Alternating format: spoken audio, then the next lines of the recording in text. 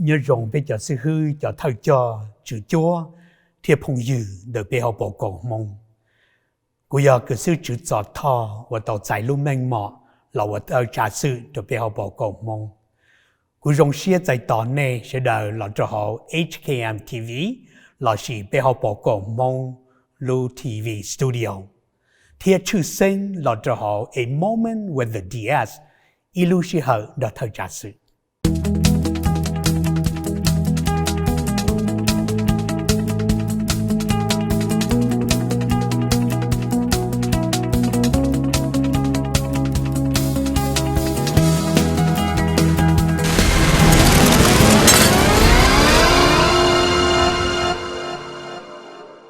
bây vấn năng là sau illusion và ở trong ở trên nền gạo, đồ cho cái chỉ dùng gì, đồ cho cái nhua.但是bây古là bi đối illusion chia, đồ trong ở trên nền gạo ý nó là cụ chính nhau đồ cho cái chỉ dùng gì thì cho cái nhua thì. Cho nên đó là bây luôn năng, và phải知道cho bây là, đầu hù bây là và ý cho人，và ý cho thời cho，và ý cho chữ chúa. Bây giờ đầu và phải知道để nụ. Một trò giả tòn đề, đồ cho kỹ trò xe đồ vạch chữ. Nếu tôi giờ linh đỡ lũ họ phía của cụ lòn dì bê nhớ đồ nôn nọ. Giờ cụ xã cho bê tì là sai. Lũ họ phía là gì. Lũ rỉnh mua vạch chữ mà trò đồ bê họ bỏ cổ mông nhớ đồ dùng ở chiên nâng gạo y nọ. Và chữ tàu cho lũ rỉnh mua và hai tìa có bê cho lùa một nâng đồ tìa tòn đề. Lead into next generations. Còn nói họ kểว่า被地了报道係啲啊，被路能在new one 保利家了四病，被約到了，爸被咗羅個小羅我頭咗，爸被咗羅小羅話主地弄，爸就師傅羅小羅咗，個天里約咗到咗羅，我到啲當地，亦看到約可個曬咗被個我記一種弄啊。Nhớ chồng, I am with Kusifu Jutso and Kusifu Jutso tu de tunya Timothy and Timothy.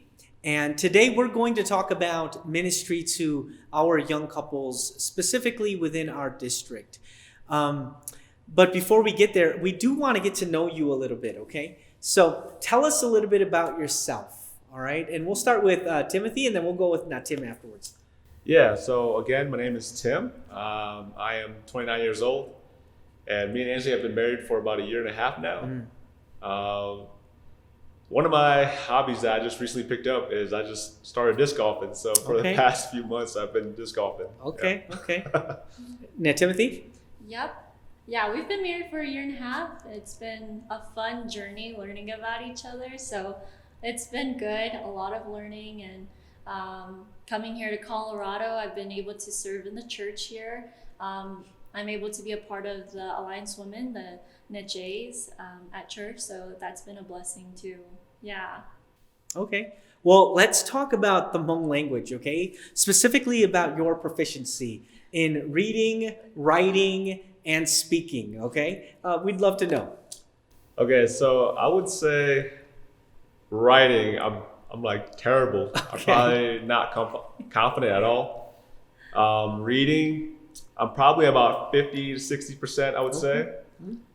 Thank you for Hmong hymnals. But and then holding a conversation, speaking in Hmong, I think I'm probably 70 to 80%. I can speak Hmong pretty decently, I would say. Yeah. Now, Timothy? Yeah, I think for me, writing is the hardest part because I don't know all the vowels in the Hmong language.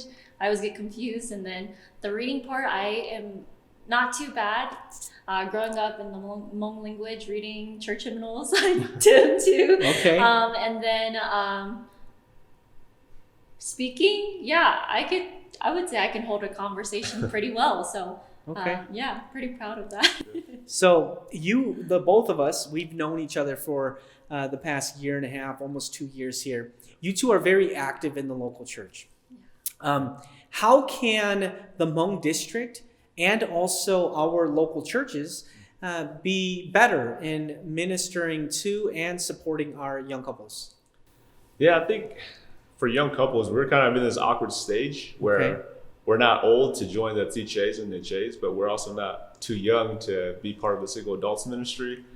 And so I feel like since we're in this awkward situation, we feel like we want to be empowered to do ministry. You know, I think a lot of times we get overlooked and we're not really focused on a lot. So we feel like we don't know what to do. Yeah, we're out of place. And so I feel like if the Hmong district or local churches could empower us, include us in ministries, or just like walk alongside of us as we walk through this new season of our life, I think that would be something that would help us out a lot. And Timothy, your thoughts? Yeah, definitely just, I guess, piggybacking on what Tim is saying. Just having a support group or having the CMA Church like support us in a way where, we're not fluent in Hmong and we're not the best in teaching ministry, but you guys are still willing to trust us 100% to serve and to build his kingdom through the churches too. Well, Timothy, we really appreciate your time, your input, your thoughts. God bless you as you continue to serve our local churches. And yes, we will take your thoughts into consideration.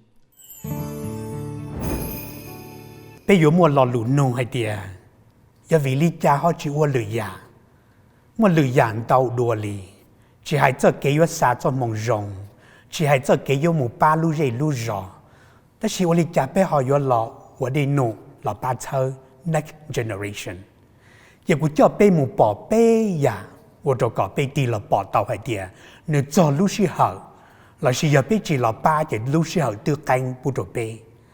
Mà bé con đã nói giờ họว่าตัวจูต่อกุลูเชียจูต่อตัวจะจ่าสื่อที่ไปจะ staff เราให้เดี๋ยวไปมั่วชงอ้อเชียนหนึ่งก็อีนอจะเรา dedicate จะเราว่าได้หนุ่มป้าตัวไปจะรัวจะมีหน่วยยาวจะเส้นกับดดจะอย่างคาปกแต่ถ้าขอไปตีเราปอดต่อให้เดี๋ยวไปเราอวลินเดอร์เราขอชื่อเยซูหนึ่ง value จะมีหน่วยยาวละชี next generation Today I am with Priscilla, Daniel, and Christina. They are the children of Tojansu Gusifu Jutso and his wife Nasifu Jutso as well. And today we have the privilege and honor to speak with them about single adult ministries. But before we begin, we would love to know a little bit about you. Okay, so we will begin with Priscilla and then we'll work our way down. I'm Priscilla. I am 28 and I love to craft and read. Yeah, I'm Daniel. I'm 26 and I like to play sports and play music. I'm Christina. I'm 23 and I love to play board games. Okay. I would love to know what your familiarity is with regard to our language, Hmong. Can you read, write, and speak it? So I could definitely read it and understand conversational, but writing is definitely difficult. Yeah, so for me, I cannot read or write. I can only speak a little bit, and I understand most of what you're saying, though. Okay. I cannot read or write either, but I can try to fumble my way through speaking, but I can definitely try my best to sing it. Okay, so you three have been involved in local church ministries for quite some time. You have a familiarity also with single adult ministries. I'd love to ask you, how can local churches better minister to and also support our single adults? And then also at the same time, if you want to elaborate, how can the Hmong district be a better minister to, and then also at the same time better assist and support our single adults as well? Yeah, I think definitely being intentional about empowering our single adults to continue to grow and to serve. Because I think a lot of times after youth, they feel like they have to get married or do something more, but there seems like there's not really an opportunity for them to grow and to serve. So I think definitely just finding ways for them to be empowered to know that the end goal is to glorify God, not just to be married and to live that life. Yeah, but I think for me, I know that some of the local churches don't really have any ministries geared towards the single adults. And so whenever, a youth member is 18, he doesn't know if he's a part of the youth, the men or the women. And so they kind of get lost and they kind of feel out of place. And so they stop coming to church. And so I would really encourage and like to see the local churches just build a ministry that just gears towards the single adults and just allowing them to serve and allowing them to grow.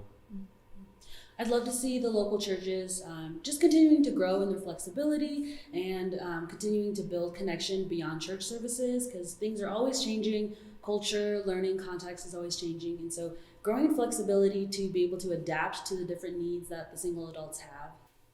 Well, Priscilla, Daniel, Christina, thank you for your time. We really appreciate your thoughts. God bless you guys, okay, as you continue to serve the local church.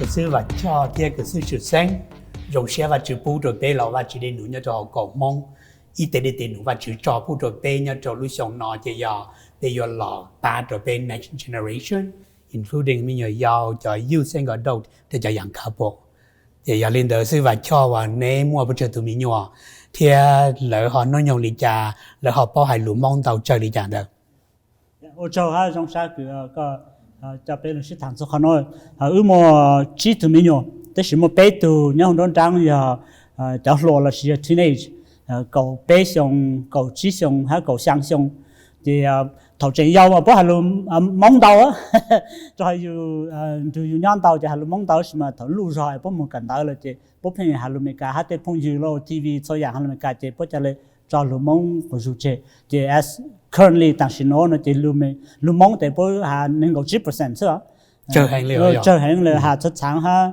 như hà luôn mong đó là bố tế luôn mấy cái tôi lại xưa là thì trong gọi là the domination of language để giờ luôn mấy cái tao nó chỉ cho bố cho luôn mong chế tao có số lượng nè cái sự sự sáng cái này họ mua bữa chơi tụi mình nhỏ thì là cái hai luôn mong họ dùng lý cha dạ yêu văn chỉ chờ cái văn chỉ có bố là chỉ mua plot từ mình nhỏ ở từ tu ở từ sai dùng hành liệu từ lúc gì mua cầu trí xong từ thì ở thì có bé xong thì chúa xong thì cháu xong hạt từ loan kỹ nó chỉ hạt lúa mông nó chỉ riêng món ta chỉ bao là riêng giờ là ha từ lúc mua cầu trí xong tới thằng nó cũng đề tao dù cho lúa mông mình chỉ thế chỉ còn nữa hà nó chỉ ní hà chỉ tao rồi dù ha cho dâu nó chỉ bố riêng tao là cũng chỉ tao hà là riêng hà chỉ tao and so但是呢，以前mình nhớ thì như nhớ cho station đó.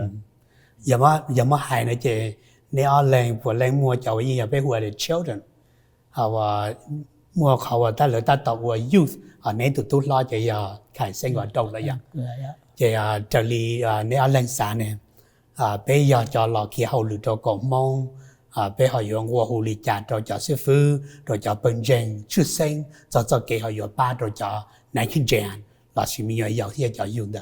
cho nên cứ ôn nụ lưu tao lên gọi biết châu sông nó mà giờ hạt sự tại giờ bán cho mình nhỏ lên trang là chỉ bán cho lo lên trang là thì ở văn sẽ cho cái tại nó bé họ bảo có mong cũng mua từ next gen director cái sự sáng tạo lưu cho bé cho họ nói thì cho local church là chỉ cho bên trên anh chơi bé trên nhớ tao cái bé nhang cho youth ministry là chỉ cũng sáng tại giờ có sai từ youth ministry ha children nhà bé một cháu ở từ mà cô hay ở trong đó là ta bé họ chuyện毕业都有病了嘛，这古真是bé就是送开病到叫民用的，然后bé帮到叫民用的了，那得头不头落的有trong này lãnh chỉ có bán của bố mông giang là sứ họ có bán của bố bí sử mông kế của bố một họ foundational biblical faith mà có thống nhiều giao họ giờ tao sử dụng để bên cho bên trên ha sư phụ giờ chủ tao mua họ nó cho họ priority họ chỉnh chỉnh cái bé nhặt ra ha personnel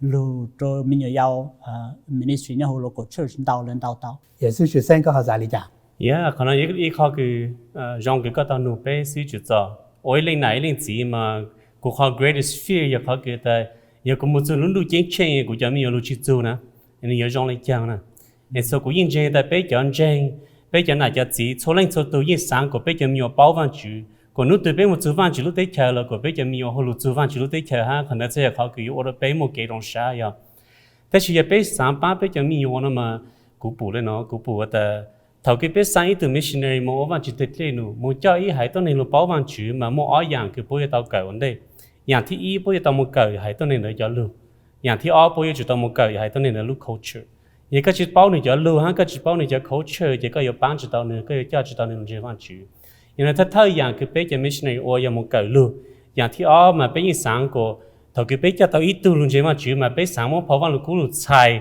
của tàu cho tôi nên đợi hãy tôi nên đợi cho lưu mà bây giờ cho tàu bố của bố lưu rồi vang chữ cú sáng ta khó cái bây giờ bán tàu bây giờ lùi ya tàn chỉ nó bây ở tôi trong sai ta nên nó bây giờ lùi chỉ bao lưu mong lại bây giờ tàu mua vang chữ lùi cho lùi khá rồi bố cho dạng lưu cái bố tàu ha bông gang sa mà bố sẽ lưu cho vang chữ cho nó vang chữ so cũng như bố ta khó ý ya bây giờ bán bây giờ lùi bây giờ tàu mua vang chữ lùi cho lùi khá in a language cái bố understand ha khó thì ya bây giờ bán bây giờ lùi bây giờ tàu ti lùi cả ta bố lưu culture như giờ bây mỗi lấy chăng lại giờ bây giờ tàu bố lưu culture bây giờ tàu bố giờ lưu còn đây giờ họ cứ bây giờ bán tàu bố của bố lưu cho nó vang chữ ha của bố lưu bao vang chữ giống còn đây giờ họ cứ sáng encourage bây giờ anh tu sáng ha ta bây giờ lâu bây giờ giờ bao vang chữ bây giờ lưu cho nó vang chữ lại bây giờ giờ missionary cho bây giờ mình nhận ra mà giờ bây giờ giờ missionary lại nó bây giờ lấy chăng sa khá tàu vang chữ là bố họ ý bây giờ mong cả của tàu bố giờ lưu ở bây mong cả của tàu bố lưu culture mà bây giờ muốn tàu vang chữ lưu của mình hay của chính của bố tàu hay của bông gan sa.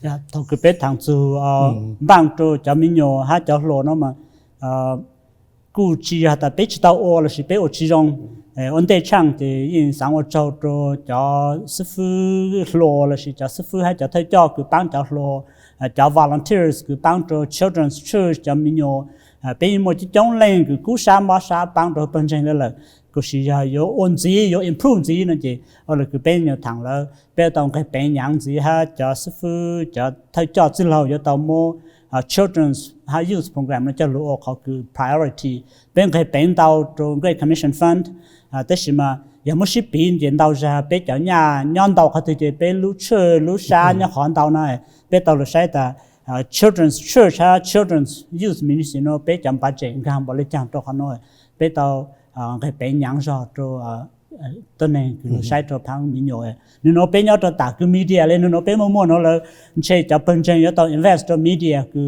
ลาจะ use อะไรสิจะ children ministry น้องก็ลูกศิษย์ technology ลูกปังตัวเป็นจะมีหน่วยให้จะโหลดตาเนี่ยน้องเป็นก็พอตัวต่อเชื่อขาพอจินหนอนะพอจินตัวนะจะเป็นตัวศิษย์ technology ลูกปังจะมีหน่วย develop จะแบบprogram ก็ fit เป็นจะมีหน่วยตาเนี่ยน้องฮะนะ有时候有咁樣諗落呢睇嘅，即係有落巴到咗比較落面又有，有一個正正行，但是到時候就容易被佢 overlook，佢有落巴到呢就要知啊，我一樣想，但是要做有一個 long-term commitment，即係佢要落貼到 ，you know children pastor、youth pastor，即係你個係要做到第三個，第比較幾曬你話，比如 missionary 唔到比對面都面有啦。即係就係有每個 missionary 嘛，只有每項所我來談呢樣，有啲就係內容寫話俾學老師談，打發住我讀書個啲老師言內容擺到俾人師傅，擺到俾人證，我講到，我講。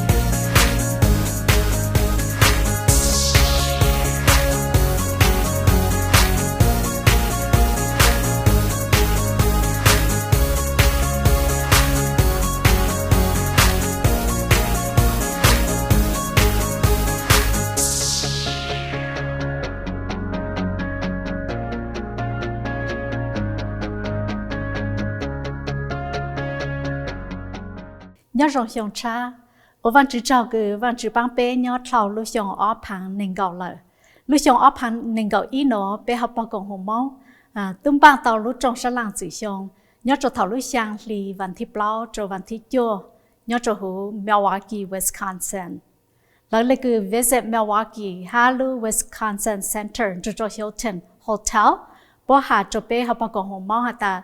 Giờ giờ mò ha chỉ mò là bốn bang chỉ tao bố cho bé là giờ lên tới thọ mẹ cho sa ha bang tổ cộng lúc trong sa lang nó rồi lên tới bé học bao cộng mong tu cho họ registration tới nhớ cho hụt bé họ website cứ là hmongdistrict.org hay nhớ cho hụt họ hkmevents.org thằng họ hụt mẹ mong register nhớ cho hụt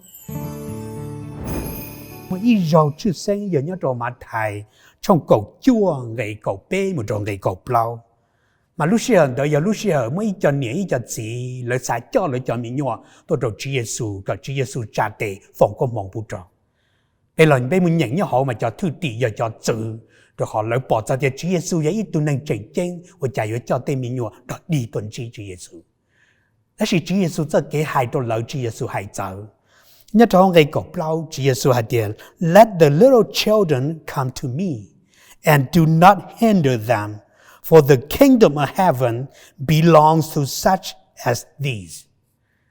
Chúa Giêsu hai tiệt cho chạy cho mình nhỏ nữa, chia cho mình nhỏ lo chua cũ, rồi họ vào chịu lưu tây chờ, nơi do lợi địa tù. Vậy tỏ khăn về Chúa Giêsu trả tây thọ vào chịu trò lợi ta, chỉ lợi thiên lợi lợi.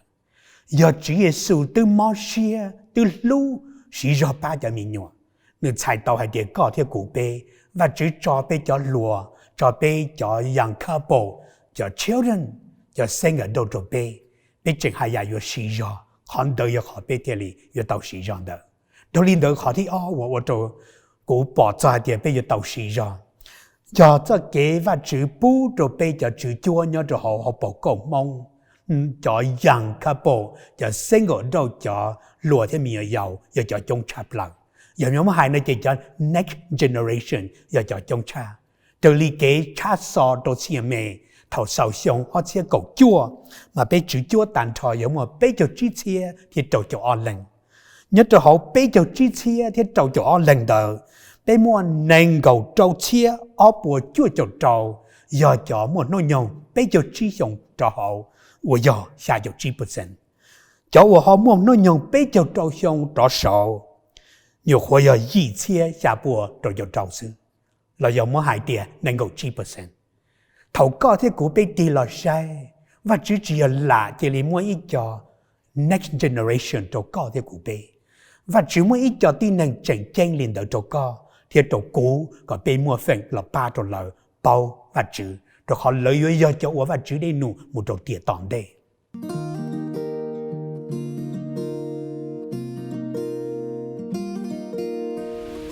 I am Pastor Tua, Director of Next Gen Ministries at the Hmong District.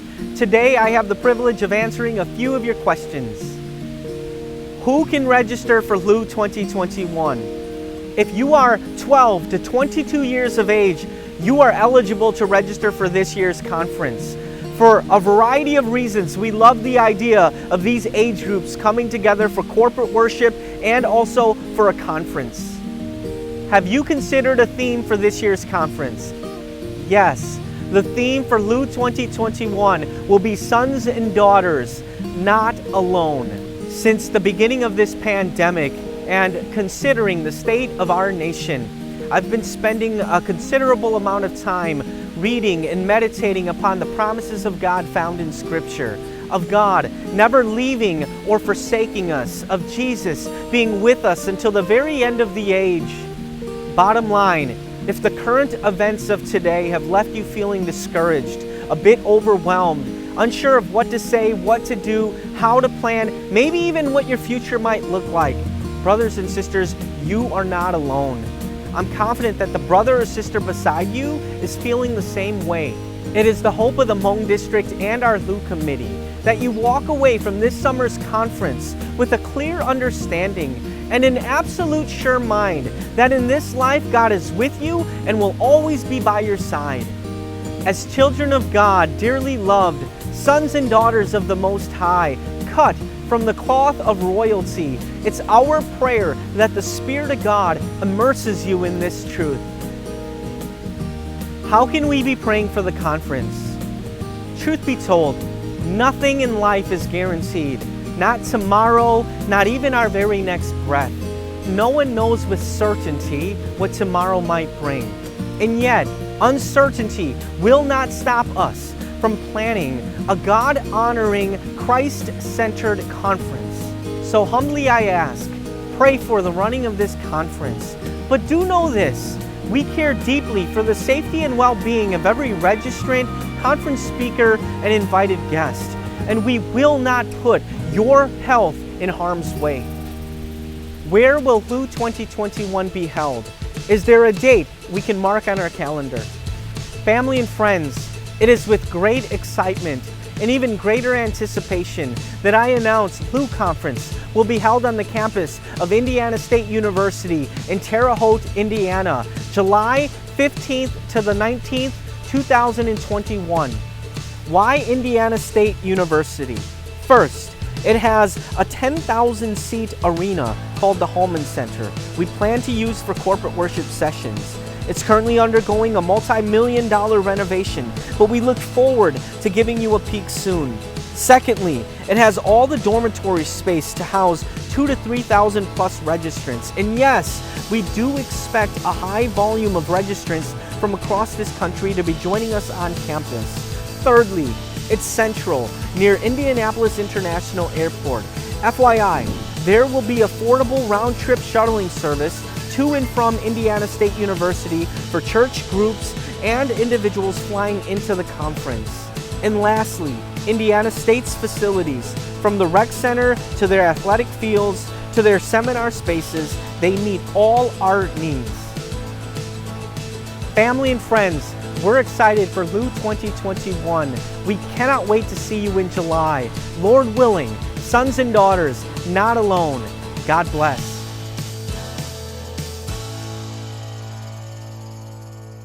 Ấy đi lầm lòng, ta kể sĩ thả, cũng chân hay tiền này yếu bỏ lại của bỏ.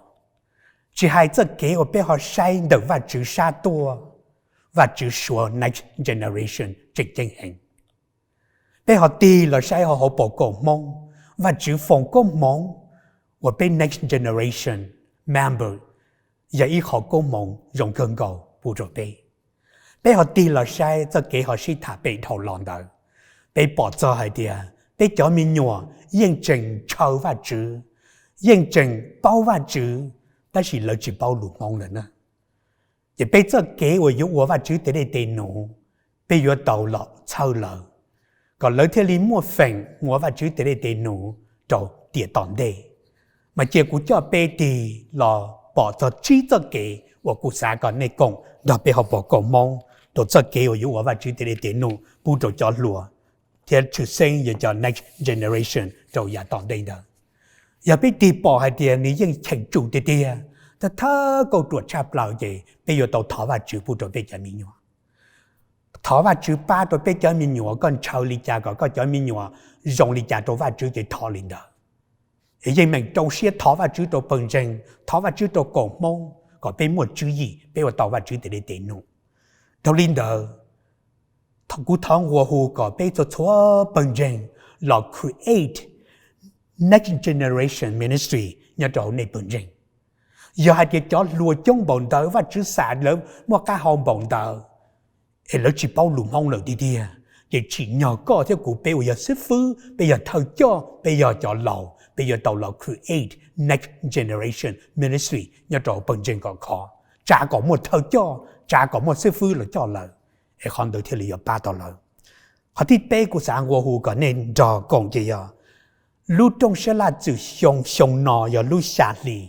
Mình thì bao rồi mình thì chua như trong Milwaukee, Wisconsin. Bây giờ là ở trong châu xia first time như trong đời họ bỏ cổ mong lý canh cử. Bây giờ là focus to lead into the next generation. Bây giờ là kia cho mình nhỏ giàu. Giờ là kia cho lùa, cho single adult, cho young couple. Yêu lý trả lời thì sợ là ở thời cho. Thói chờ này cho mình nhỏ tua. Thói chờ này tôi cùng kìa. Có bê lòi chỉ do có ủa của sư ta sĩ tàn thọ bê họ bỏ cổ mong là cùng ủa kì. Đô linh đờ. Thói này xa này cho mình nhỏ nó nhỏ cổ ó xong. Một trò nành cổ ó xong. Một cổng lưu nhớ trò xong nọ. Thảo lưu xa ly. Vẫn thi cổ chi một trò cổ gì là chỉ cổ chuồn đờ. Nhỏ Indiana State University. Vì bây giờ xã lần thiết kế có bê ba tàu cho lùa nó. Sợ là bao và chữ đi đi. Ấy có thì cổ bê mua phệnh. Ở giờ có thể mình chỉ nhé xã lửa tổ sư. Là sĩ sư sinh tổ. Rồi cho sai bê cho lùa. Lấy ở lòng ba chỉ hay kế khóa và chữ. Kế cỡ và chữ cho lù. Kế cho lửa lù nâng. Còn lửa tiên đi. Ở ý cho lùa. Mùa lù nâng. Rồi giá tổng đây đó.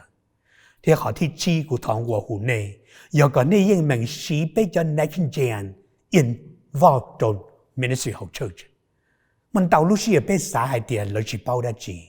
gió lỡ bộ cú xiaแต่สิกูเขียตัวเน่เจอเลยกูเกยชอนจั่วว่าเสฟือthầu lúc xưa con thiệt tao ít tu là cho kia có cho mình nhựa lỡ nhớ đồ hậu chơi lỡ cho mình nhựa cú xia cha có để cú bê cú một cổng lu ở bê rau của đồ cú rồng xia hàng lỡ tôi cho lỡ mông lu tì tì li lỡ giờ cho lùa lỡ trồng xia tì tì li cho single adult cho young couple giờ ít cho ở bê giờ tàu thiệt kỹ involve lỡ tì tì li cho nói giờ ít cho bê bla tàu hàng đi lỡ nút nọ cú thầu ở cho chỗ này cho giờ sư phụ thật cho chỉ chúa phong dư chỉ hãy nhau tới chợ nọ nhà trụ lì lên tới chợวันนี้ลอนกงอีเกนดอกูดอไปจอจ่าสื่อดอไปจอสเตอร์ดอปกงมงลู่ชงนอยอลู่ชงว่าไปอยู่ว่าได้นู่ปาตัว next generation ก็เลิกเสือเราอีจอนเจงยงเสือเราอีจอเท่าจ่อยงเสือเราอีจอเซฟูยงไอ้ก็ทราบว่าจุดจอมงยง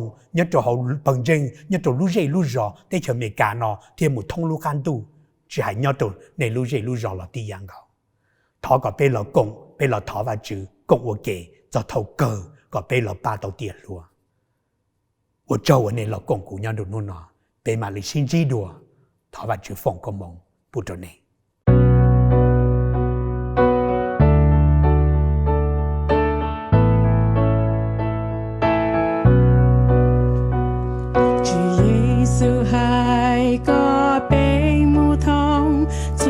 chia hai tình anh thìa thìa cho lời lon chân thìa ly tao ngu đủ chân chân Giêsu hay có bé ua thì khơi cho can đủ cờ thìa chúa hai tình anh có lời lo chân thìa đình đủ ta bình hồng nhỏ y hai tình anh chờ nhỏ chờ can đủ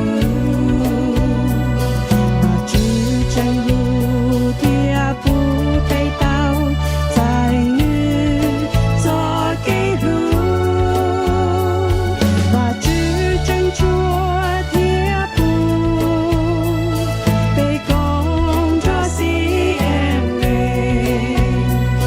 bê vòng thìa mùa phèn con thìa xa chữ Giêsu luôn bê advancing Christ thìa bê uli chữ Giêsu hay advancing Christ thìa bê uli chữ Giêsu hay hiền của tao như gió mong mù đào worldwide có xua lắng chia tư lúa tao dài